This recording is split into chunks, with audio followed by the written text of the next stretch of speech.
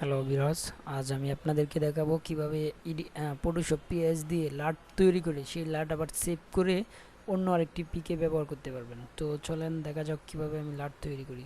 লাট তৈরি করার জন্য আমি চলে গেলাম অ্যাডোবি ফটোশপ পিএসে। অ্যাডোবি ফটোশপ পিএসে যাওয়ার পর আমি আমার একটা ছবি নিলাম। ছবি নেওয়ার পর আমি এবার এই ছবিটাতে কাজ করব। কাজ করার পর ওই রকম একটি লাট তৈরি করব। তো লাট তৈরি করার জন্য প্রথমে আমার এই ছবিটাকে কন্ট্রোল শিফট ধরে এতে চাপ দিলেই এরকম একটি ক্যামেরা র নামের একটি অপশান আসবে। ক্যামেরা র নামের একটি অপশান থেকে আপনারা প্রথমে ছবিটার কিছু কালার করে নেবেন। আমি একটু ইয়েলো বাড়ায় নিলাম, এবার সবুজটাকে একটু এই নিলাম। আবার আস্তে আস্তে আমি কালার করতেছি।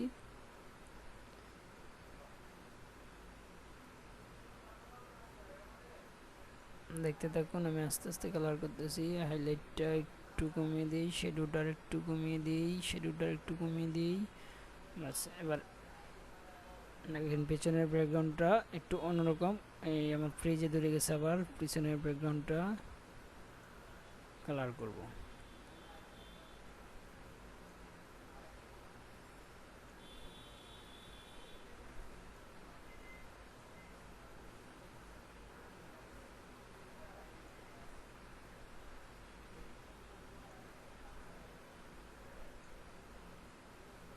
আমি জাস্ট শুধু লাটটা কেমনে তৈরি করে সেটা দেখানোর জন্য, ভিডিওটা যাতে বড় না হয়।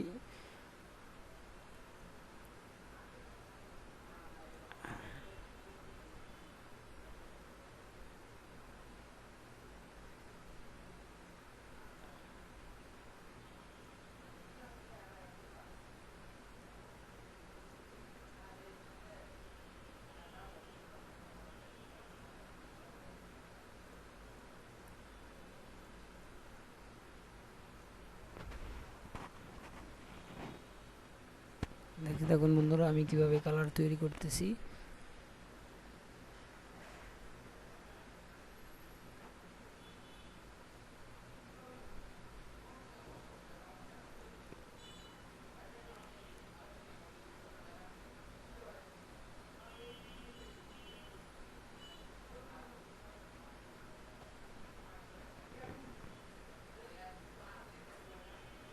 কালারটা একটু ট্রেন করে নিচ্ছি।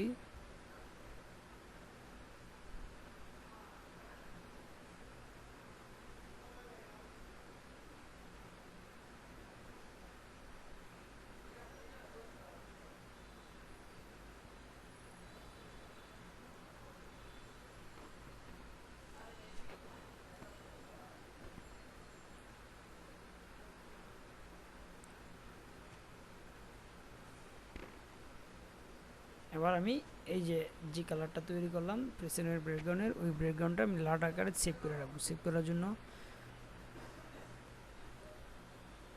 নোট সেটিংয়ে যেতে হবে, সেভ সেটিং। এখান থেকে আমি ওই লাটটা সেভ করব। লাটটা আমি ডেস্কটপে নামের ভিতর ফোল্ডারের মধ্যে আবার সেভ করছি।